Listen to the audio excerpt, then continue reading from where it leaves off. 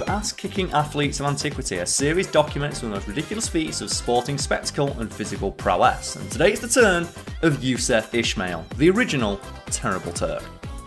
So some particular figures from sporting history have myths built around them, and some of them were simply born mythical. Yusuf Ismail is an example of the latter. Now Ismail was part of the so-called Turkish invasion, a group of Turkish wrestlers who, like the Avengers, were assembled for the sole reason of drop-kicking the living fuck out of anybody who wanted some.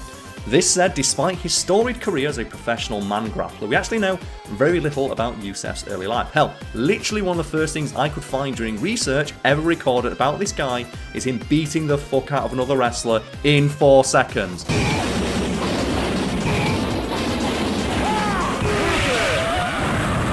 That wrestler's name? Who gives a fuck? We're talking about Yusuf here. But yes, to clarify, Yusuf's childhood, his teenage years, and all of the large, mustachioed Turkish men he bested on his way to becoming an unstoppable wrestling badass aren't known. But given how ridiculous his later life was, I would not be surprised if Yusuf's early life was essentially Zangief's backstory from Street Fighter, which for those of you who don't know, he wrestled bears. Zangief trains by wrestling bears. Like actual bears. That is canon in Street Fighter. Anyway, Yusuf was first discovered by a wrestler known as Yusuf Death, who travelled to Turkey after a humiliating loss to another French wrestler known only as Sarbae. Wanting to teach Sarbae a lesson, Death went all the way to Turkey and brought back the 3 biggest wrestlers he could find with the express purpose of kicking Sarbae's ass. You can't defeat me. No, I know. But he can. One of these men was the 6'2", 300-pound master of Turkish oil wrestling, Yusuf Ismail. Already a local legend in his native Turkey at the time for his seeming invincibility in one-on-one combat, Death pegged Yusuf as his ringer, planning to weaponize the might of the brutish Turk against Sarbae and presumably nurse a huge, throbbing erection throughout their entire match as he kicked the living fuck out of him. Speaking of which, when Sarbae and Yusuf finally met in the ring, Sarbae, showing little respect for his opponent, attempted to end the fight quickly, approaching Yusuf from the front and immediately going for a low grab, a mistake many men would make in the coming years. Unfazed, Yusuf, who I'm starting to believe may have been the first man in history to possess super armor in real life, smirked as the Frenchman ineffectually grappled these tree trunk-like thighs. A split second later, Sarbae was lying on the floor with the beginnings of a concussion after Yusuf grabbed him by the throat and spiked him into the canvas like a football.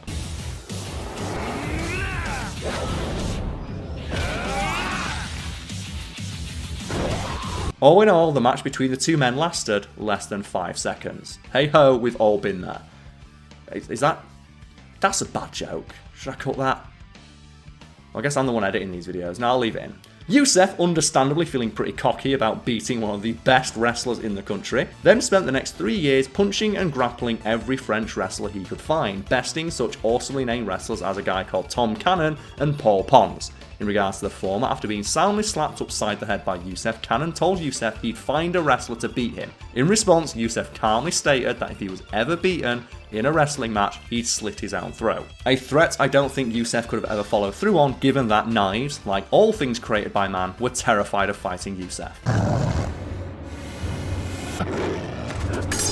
Before that though, Yusuf challenged another Turk called Ibrahim.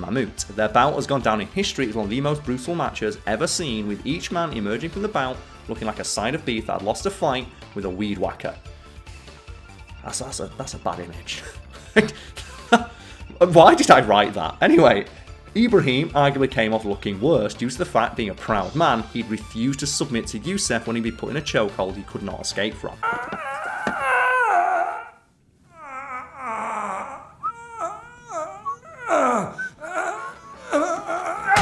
An enraged Yusuf proceeded to violently manhandle Ibrahim, tearing his nostrils open with his giant meaty man fingers, punching several of his ribs in half, and then violently twisting his arm all the way around until the sound of it cracking could be heard by people in the front row. That's fucking rough. Like, Yusuf, like, he's just a man. Like, why'd you have to do him like that? As an idea of how bloody the beatdown Yusuf was laying upon Ibrahim got, it's noted that the referee literally thought Yusuf was going to kill him in the ring, prompting him to begin beating Yusuf with a stick. It's time at the bar. Like, that's how you stop a rabid dog? Not a man. Just tell him to get off.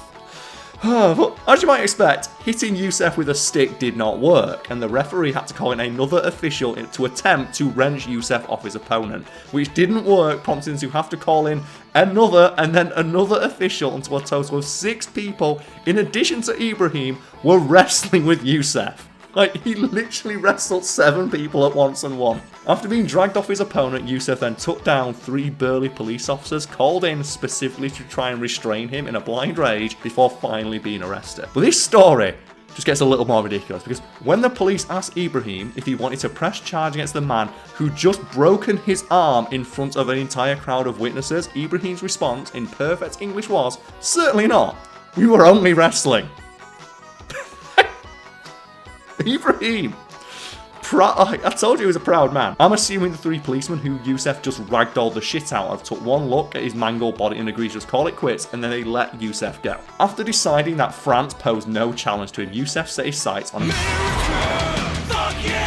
with his manager pitching him as the Terrible Turk, a nickname you've likely heard before, and according to my research was first used to describe Yusuf, making every other Terrible Turk to come after him. Little more than a poser, not fit to oil his manly mustache. Upon arriving in America, Yusuf, through his manager, issued a standing challenge to every American, $100 to anybody who would last 15 minutes in the ring with him, Bonesaw McGraw style.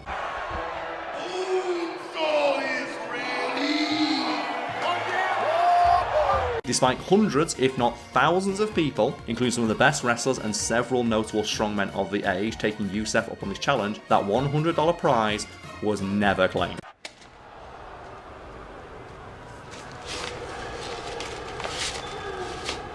Now get out of here. $100. For example, one of the more famous names to challenge the Terrible Turk was catch wrestler George Bothner, a large, fridge-shaped man who stayed standing for an entire 5 seconds before Yusuf knocked him the fuck out in a single move. After besting Bothner, Yusuf stood on his chest, gave the audience a dirty look like The Undertaker, and calmly walked out of the ring before Bothner had time to realise what was going on. When talking about the bout many years later, Bothner openly said he'd never fought someone as strong or as scary as Yusuf. Yusuf's next notable challenger was the Greco-Roman heavyweight champion Ernest Rober, who he bested by simply pushing him over. If that doesn't sound impressive, I should note that the push sent Rober flying into the audience, prompting a riot.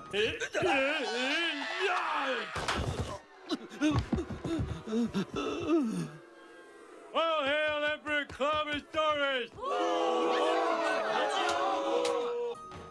It's like, is that what happens at SeaWorld? It's like when you're at SeaWorld and it's just...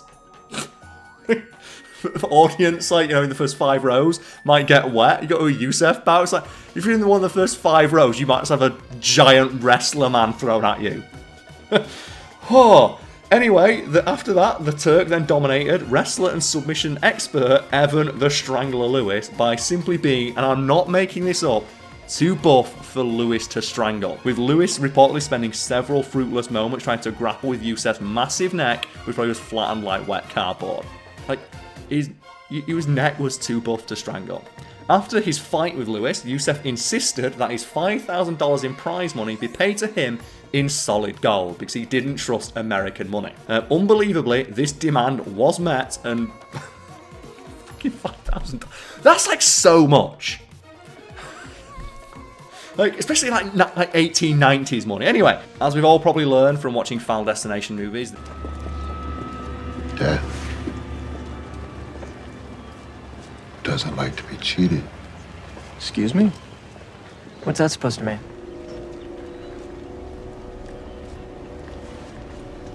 You all just be careful now. because this demand would eventually become Yusuf's downfall. And I mean that literally, because on his way back to France, the boat Yusuf was on began to sink. Whether or not this was due to the weight of his balls isn't known, but I'm going to assume that it was. And given everything else I've talked about today, you're probably not going to be surprised to hear that when the boat started sinking, Yusuf's response was to sprint towards the lifeboat, knocking people out of his way left, right and centre, reportedly straight up throwing people overboard so he could make it to the lifeboat.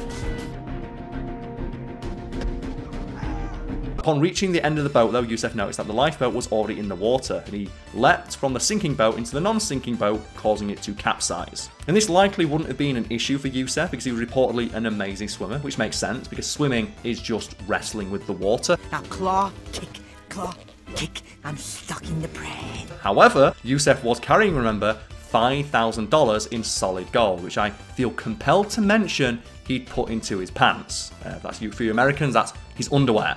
So his dick was dripping with gold, and the weight of this gold combined with just these long flowing robes which soaked up all the water caused him to sink like a stone. And the last anyone saw of the terrible Turk was on a sonar screen.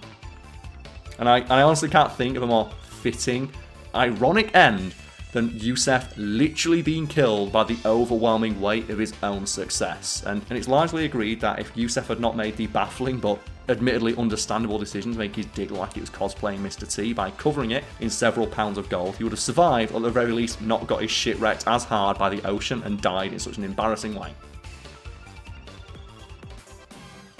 So if you enjoyed hearing about a large Turkish wrestler man sinking to his doom because he had too much gold near his penis, leave a like and a comment and subscribe to this side channel. So I'm really excited to continue with this series because Ass-Kicking Athletes of Antiquity is a book that I wrote many years ago and I've never been able to do anything with because fact fiend got in the way. With this side channel, I'm finally able to do something with the literal hundreds of entries I have in that book. So if you want to hear more, let us know and have a nice day.